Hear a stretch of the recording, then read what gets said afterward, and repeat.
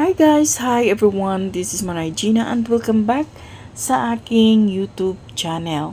So guys, for today's video, pag-usapan natin si Maymay Entrata. Pero bago ang lahat, please huwag kalimutang i-like, i-share at pahingin inyong kunting suporta. So dito nga guys, makikita natin ang pagbanting nilang mag-ina ni Maymay. Kasi nga, 'di ba, nakakalungkot isipin yung mga pangyayari ng mga karaang buwan lang. Sinabi ni Maymay na may sakit ang kanyang ina at ito ay mayroon niyang cancer.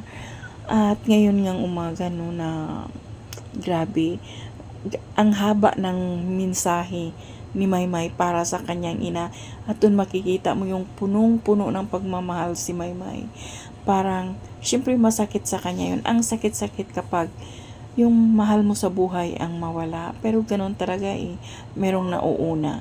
So dito guys no, nakakahanga si Maymay. Binigay niya talaga yung lahat-lahat na maipadama sa nanay niya na mahal niya ito.